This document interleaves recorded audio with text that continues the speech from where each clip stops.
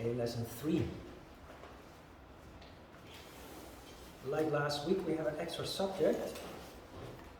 And this one needs to be discussed a little bit. Last week's extra subject was already discussed in the workshop, but this is about meditation and the reason why meditation is an inherent part of yoga. That extra subject, the file that you received is called Dharana, Ajna and AUM.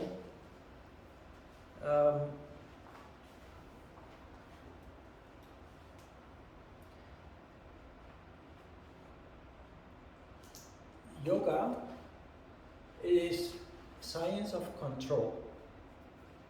It's the science of the control of life, our life. Because when life goes uncontrolled, we find ourselves suffering, in misery, and we don't understand why. And we have a tendency to blame the outside world for our suffering. But the ancient yogis came to the insight that suffering is mainly our own responsibility because of subconscious functioning. Last week already in the very first class I talked a lot about subconscious functioning. That is usually part of an advanced yoga course, but it's the essence of yoga. If you read the Yoga Sutras of Patanjali, which is a capital work in yoga, it's one of the most important yoga books, in fact. The first sutra in the book is a greeting, an invocation. The second sutra, only 4 words. Yoga, Chitta, Vritti, Nirodha. That is the definition of yoga. Yoga, Chitta, Vritti, Nirodha. Translated, it means yoga is the control of the subconscious mind. Literally, yoga chitta is the subconscious mind, or they often translate it as mind stuff, subconscious thought processes. Yoga chitta, vritti, movement of thought, and nirodha means control. This is the definition of yoga. Strange, eh? The definition of yoga is not about being able to do pretzel poses, difficult asanas, or anything mysterious. No, it's about controlling the subconscious mind.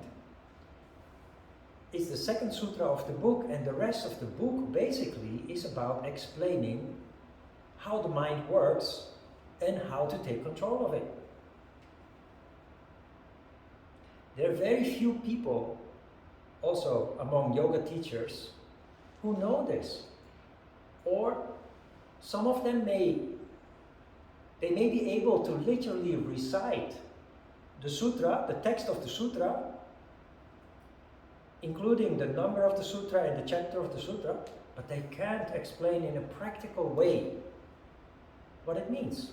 So it always remains a mystery, and even worse, it gives curious yoga practitioners more questions than answers. So, a little bit of subtle anatomy.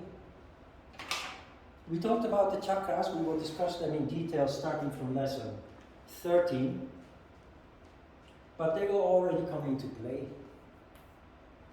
Ajna chakra, maybe you remember, that is the mental body. The 5 chakras below Ajna chakra, the throat chakra, the heart chakra, diaphragm, bladder, and the tailbone, these 5 constitute the physical body.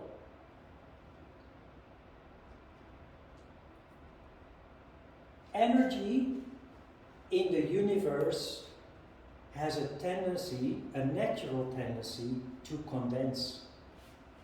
You understand the word condense? It becomes thicker and thicker, goes towards the bottom. To understand that, look at how the universe came into existence, the Big Bang. The theory goes that there was nothing at first, because everything was pure harmony. That harmony is Om. Om. There is a text in the Bible, chapter of John, where the first sentence of John's I forgot the word.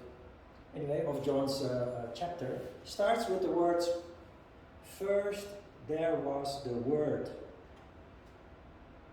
Then it doesn't explain what this sentence means. It just John goes on to dole out his insights and wisdom in that chapter. First there was the Word is about the coming into existence of the universe. First there was the Word. That word is Om, which was pure harmony. As long as it's harmonious, it doesn't manifest.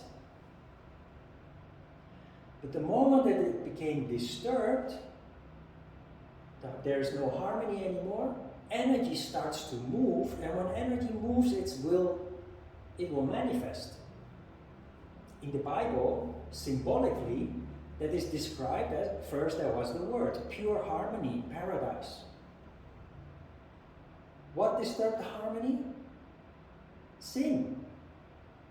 Adam and Eve fell from paradise. Adam and Eve, many people mistakenly think that Adam and Eve were actually a man and a woman. They were not. It's the story of Shiva and Shakti. It's the story of energy becoming disharmonious, caused by subtle desire. So not only in yoga we know this story in basically in all philosophies, spiritual circles and religions. This story exists, just in another form. Paradise is Om. When you are in sattva, you experience a little bit of paradise. Sattva is a sense of well-being that people love. What disturbs our peace of mind is the subconscious activity in Ajna Chakra. To make a long story short, we will come back to this issue further down the road, several times even, so that you will never forget. But why is Ajna Chakra so important? Ajna Chakra is called the boss, the commander-in-chief, the general. Why? Because if you train the mind, you can overrule everything that is below. Below are all your emotions and desires, your instincts, your impulses. And it is those emotions, desires, instincts, and impulses that always cause us misery, in the form of conflict, in the form of failure.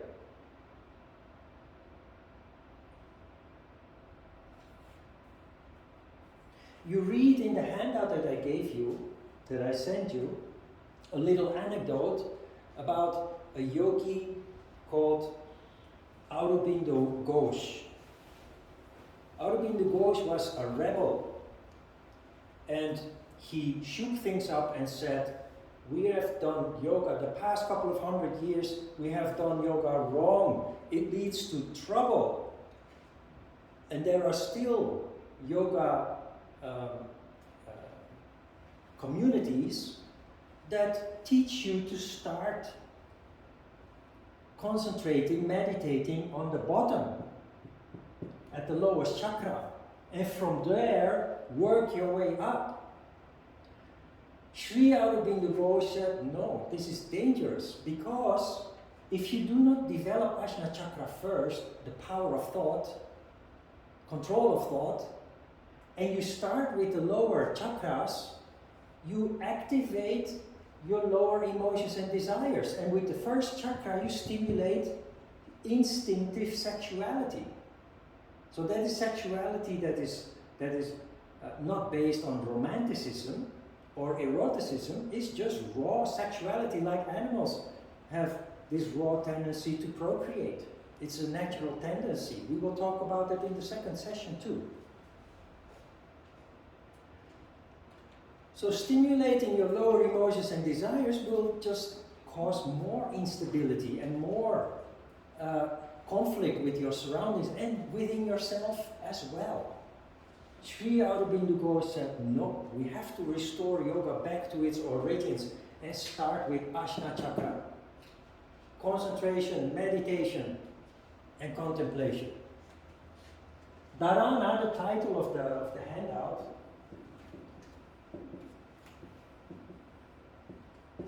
that is the fifth limb of yoga, the sixth limb of yoga. It is the start of meditation. The fifth limb is Dharana, the sixth limb is Dhyana, and the sixth limb, seventh limb is Dhyana, the eighth limb is Samadhi. Those three together constitute meditation. But it starts with Dharana, which is concentration. One-pointed focus of the mind. Remember the significance of your ability to focus your mind at one single thought, one single object. You get here to the concept of a laser beam that I explained at the workshop.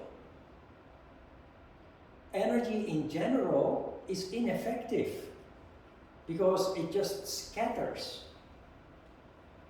And using technology, we have been able to concentrate scattered sources of energy into a laser beam, and it makes energy very powerful. So powerful that it can cut through steel and concrete. The mind is like that. Education goes a long way in canalizing energy. That is why governments have made education compulsory. But what is forgotten in our modern education is to teach students about subconscious thought, is to teach students about emotions and desires. Because highly educated people with degrees and what have you, intellectually very highly developed, they are still the victim of those lower emotions and desires because they do not understand how it functions, so they can't take control of it. But mentally, they have everything it takes to do that. And to take control of that is actually very simple. You do that by sitting on your cushion and closing your eyes. But it must be said, many people, I dare say most people, who say that they are meditating, they are actually not meditating. Because most people who meditate are just freewheeling with their mind. They're not canalizing their thought, they're not taking control of their thought, they're just sitting there observing. Or sometimes not even that, just sitting in silence, which is not bad, but meditation when done right is very powerful. It really changes the way that you function to a very high extent.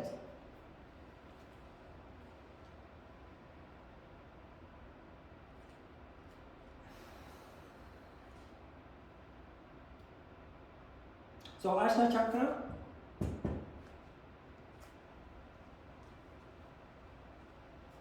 is the commander-in-chief, is the boss, if we train it to be. And you do that through the practice of Dharana. in the beginning, like we have done, you sit on your cushion and you observe. That is correct. Why? Because meditation requires that you are first aware of your surroundings and then of yourself. How can you become conscious of your subconscious thinking if you do not observe? So if you do not follow the proper steps and you sit down and you immediately start meditating, your subconscious will interfere and destroy your meditation. That is why in many people's eyes, meditation seems to be very, very difficult. It's not difficult, but you have to follow the right steps. You can call it hard because it requires discipline, but it's the same kind of hard as going to the gym every day. You need discipline for that. So meditation, if you have the discipline to do it on a regular basis, it's not difficult in the sense that it is complex or anything. It's a matter of just doing it and then also understanding the technique of how it works. And it starts with observation. And when you observe in silence, you become aware of a constant thought. There is a constant chatter inside your head, 24 hours a day. That chatter makes you very judgmental in daily life towards other people and situations. That chatter makes you engage in reactive behavior, where you react upon circumstances that you find yourself in, that very often then lead to an unsatisfactory outcome, like a conflict that you could have avoided, like a failure, because you acted in an impulse and did the wrong thing. So you first become aware of all that chatter, and then you start, in fact, taking control. And how do you do that?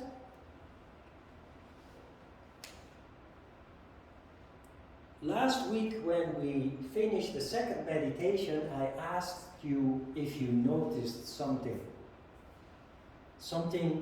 particular.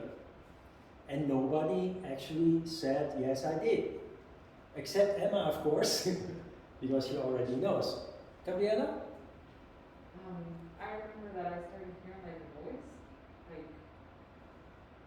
I was talking to myself or something that I know. Yes, we do that all the time. Yeah, that was weird. Yes. No, beyond that. There is something that we are born with. Because we are alive because of energy. Energy has a frequency, a vibration. It makes sound. And that sound is inside and around your head. You don't hear it because it's been with you since you were born. Something that is with you always, we don't notice until we are made aware of it. That vibration or sound is called nada.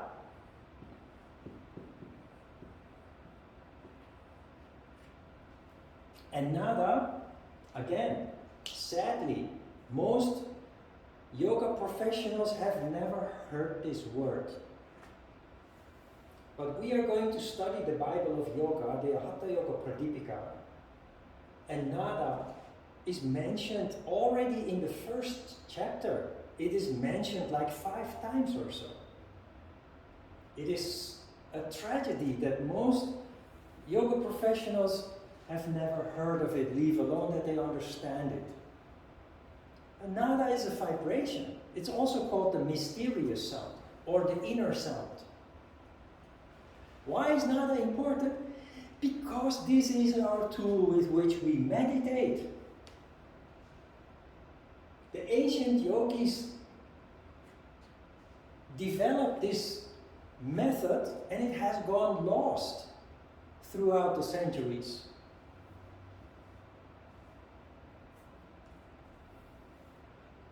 Nada is that buzz that you hear, high-pitched buzz. It's like a ringing sound in your ear. Sometimes people go to the doctor to complain about that ringing sound in their ears. Sometimes it's clinical. It's called tinnitus. Most of the times, people hear nada. And interestingly, people who hear nada and are disturbed by it, they should count their blessings. Because nada is stronger the healthier you are. Because it's energy. The healthier you are, the stronger, the better your energy is, and therefore nada will be clearer. There's nothing wrong with most of those people, except for the clinical cases where it can be really destroying people's happiness in life, if it's really intruding. But do you recognize this? Do you hear high-pitched buzz, Leslie? For me, I'm not sure if I have the tinnitus. I went to a lot of loud concerts when I was younger, so for me, I have this sound all the time, and Yes. it gets louder and. Okay, then from today, you know that you can do something with it, and that's actually really a good thing. Emma, of course, knows. Gabriella, do you recognize the sound? High-pitched buzz, a ringing in your ears? That has happened to me, but no. Yeah. How about Minjong? Not their last meditation time, I didn't recognize it. No, but in daily life. Sometimes. Yes, good. How about Sajin?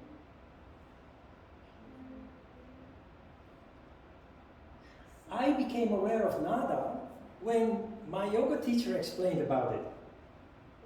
Because I never heard it consciously too, like you. It's like when you're alone, right? Like it happens when you're alone.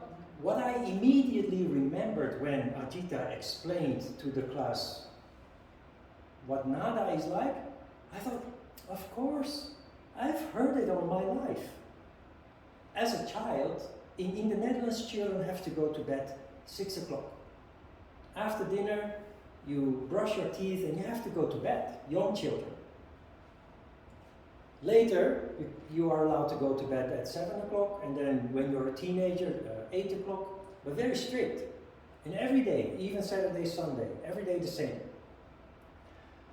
So as a young little boy, 3, 4, 5, 6 years old, you're full of energy, you want to go out and play, but you have to go to bed. Curtains closed, it's still daylight. So you're lying in your bed staring at the ceiling or the wallpaper. And when Ajita explained about nada, I remembered I was always listening to nada. Not consciously, because that sound is always with you, you don't recognize it, it's just there. And I also remember that I hear nada very clearly in the swimming pool. In the Netherlands, every district has a swimming pool, indoor and outdoor, and the whole summer, rain or shine, you spend in the swimming pool. And especially when the weather is nice, you just enjoy the sun on your skin, and the water, of course, the cool water, playing, running around. You close your eyes and you hear the chatter and the laughter and people just enjoying. And nada. Does it sound familiar?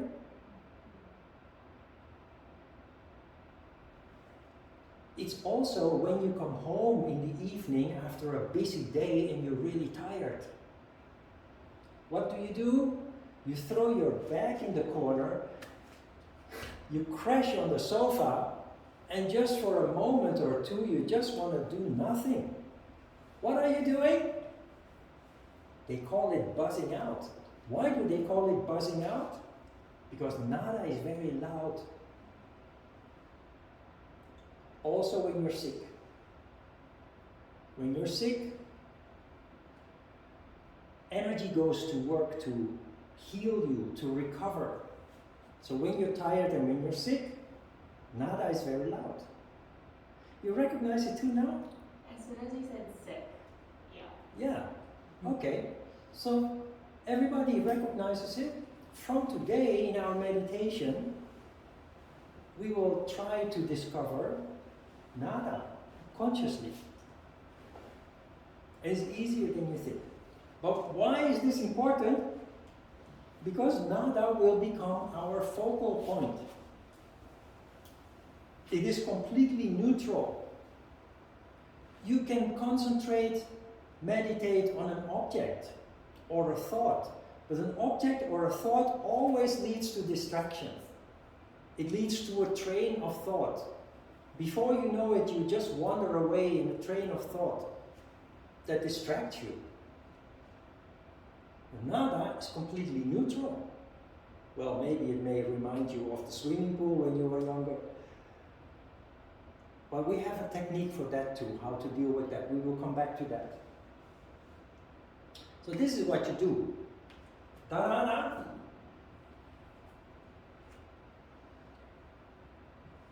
As soon as you recognize nada, you start concentrating on nada.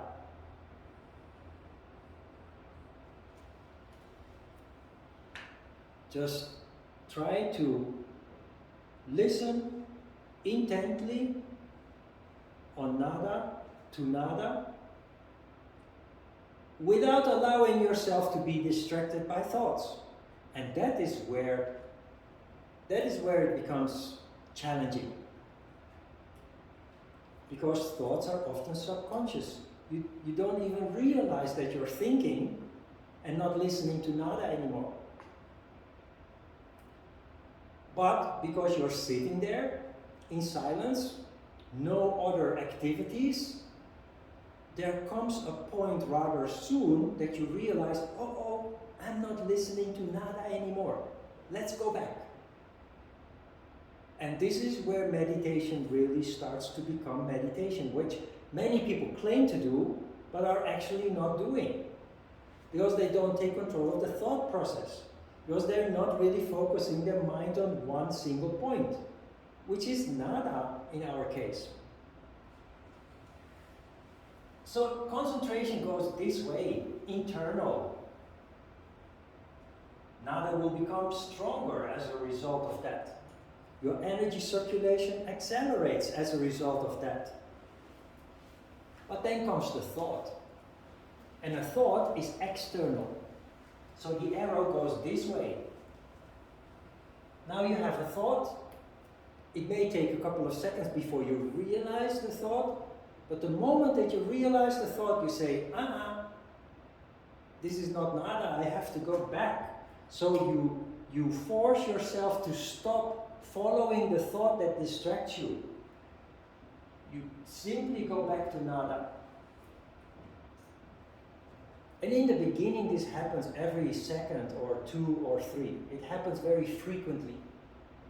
So we have to condition the mind, just like we need to condition our body when we're in a poor condition. And the intervals between the thoughts will become bigger and bigger, up to 10, maybe even 20 seconds. So it will become calmer and calmer in the mind. In the beginning, especially in the beginning, every time you have a thought, the moment you become conscious of it, you simply have to decide, I don't want to follow this thought, I want to go back to nada. And you do that again and again.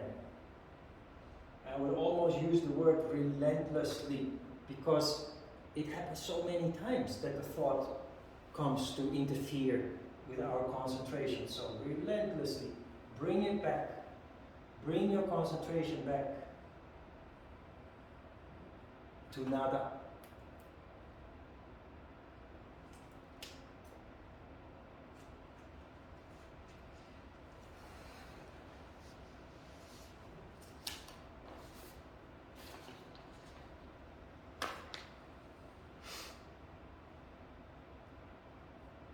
One more thing.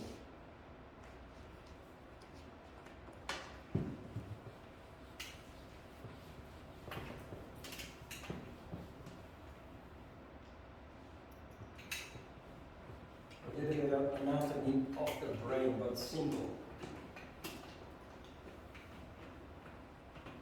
Which will help you to understand a little bit better how we function in Ajna Chakra, in the brain. Because the brain is not just one entity. Also modern science, not only ancient yogis know that, but modern scientists know that too.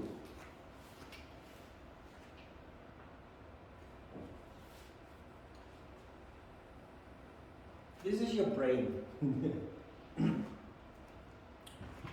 Well, the proportion's not so good. Let's change that a little bit. This is the brain. The brain exists out of two major parts. There is the small brain, which is called cerebellum.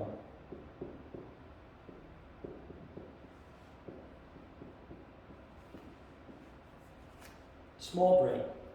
And there's the big brain, or the big lump of the brain. The big lump and the small lump. This is the cerebrum. That is where the word cerebral comes from. People who are very mental, very theoretical, we call them cerebral. Cerebrum.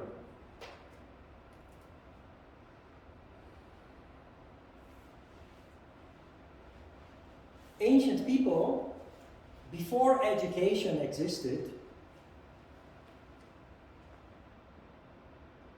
they had all their energy here. The cerebrum is the location in the brain where we develop intellect. But intellect develops as a result of education, training. So the power of theoretical thought is located in the cerebrum. But there is a natural law. There is a limited amount of energy, and if all that energy is in one location, it cannot be in another location. Ancient people who did not develop intellect, they did have very little energy in this part of the brain, so it was all concentrated here.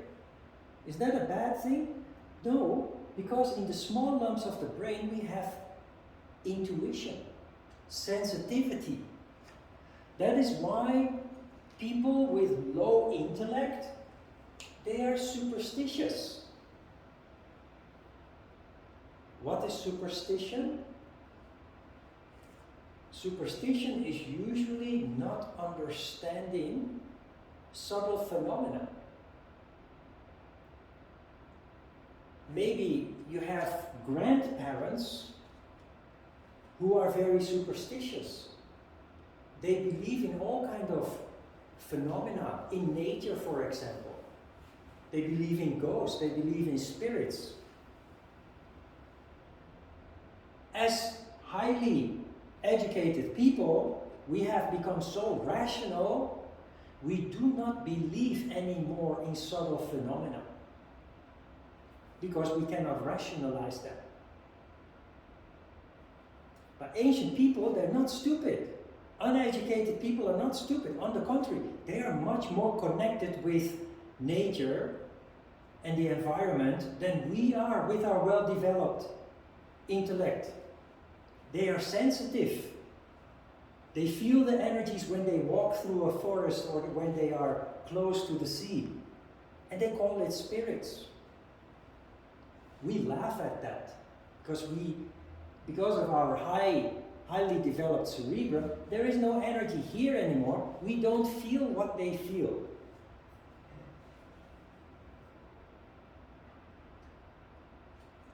So that is the problem we are facing. In the end, the ideal is if both are equally provided with energy. So a well-developed intellect that leaves room for intuition, high sensitivity. And that is what yoga will provide you. Yoga will bring you back to your blueprint.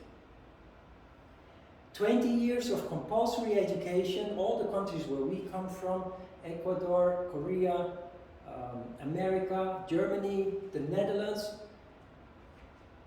education is compulsory, at least until the age of 16, 17, and even after that we go to school. We have all that energy concentrated here, but we have lost connection. We have become disconnected. From what? From the environment, also from ourselves, from the voice in our hearts, which is subtle. We just don't hear it anymore. It is replaced by how we are conditioned, by the media and by our education, the identifications with our nationality and culture and what have you.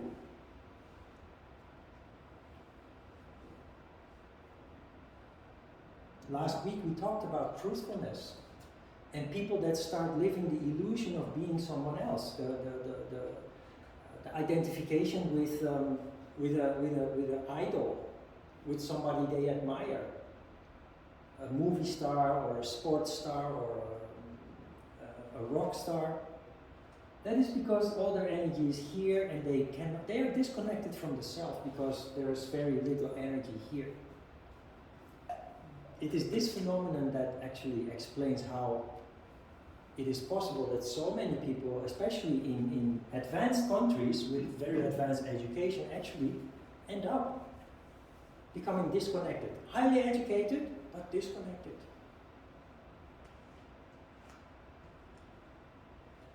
The practice of yoga, and especially meditation, will restore the balance between the two, which also means you will become more sensitive and more conscious than before as a result.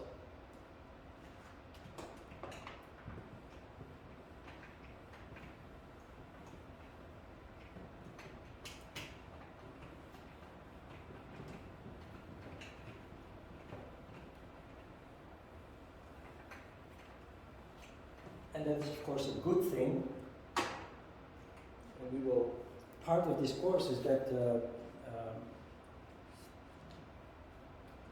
knowing how to deal with that increased sensitivity and consciousness, because it can become an obstacle. Now AUM, I've already told you a little bit about AUM.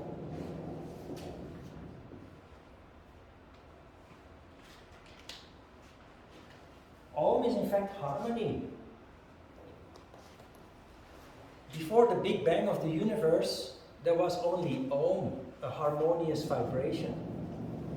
This vibration became disturbed. We call it sin because of subtle desire, the ancient yogis say, subtle desire. And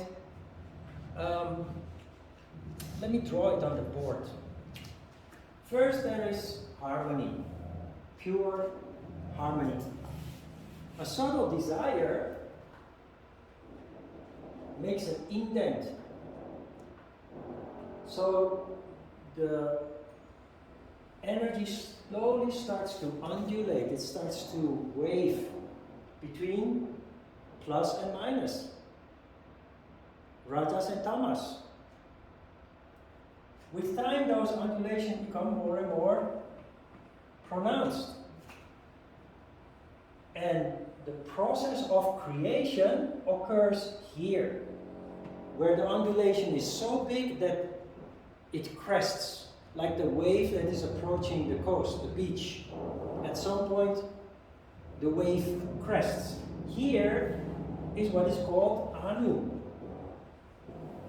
is created. Anu is what we call an atom. So this is the story of energy manifesting into matter. Now, a little while ago I told you that energy has a natural tendency to condense until it manifests into solid matter. It is the story of the universe, but it's also the story of how your body became solid matter in the form of muscle, skin, bone, and organs. Energy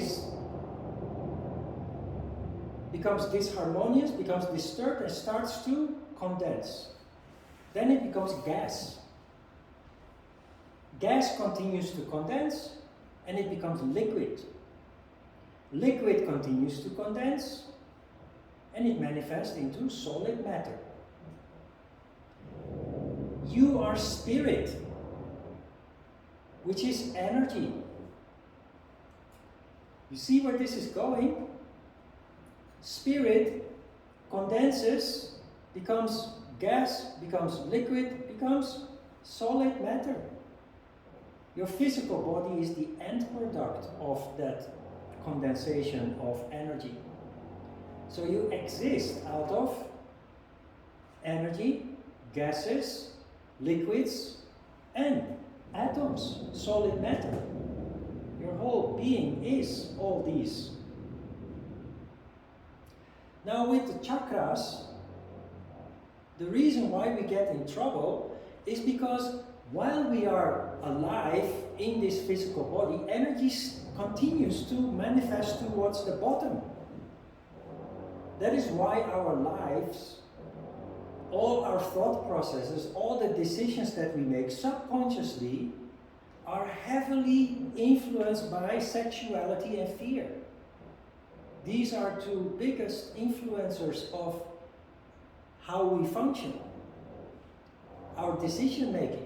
And the marketing industry knows that. The marketing industry has techniques to appeal, without you even knowing it, to your fears and your sexuality. It's a multi-billion-dollar industry. What yoga does is reverse the process. That does not mean there is no energy in your lower chakras anymore, but you develop an entity that can take control of what is happening down there. That can help you deal and overcome fears, sexuality, and emotions and ego. Okay? So we will come back to that in detail already after the first session, but throughout the course when we start discussing the chakras, and of course when we discuss more about how suffering and misery actually occur and what we then can do about that in a constructive and positive way. Okay, this was the first subject then. You want to have a short break? Or shall we continue with the planned subject, non-stealing? Are you cold, Eddie? Oh, just so I'm fine. No, but the fan is a little bit blowing in your direction. I can turn it a little bit. Great.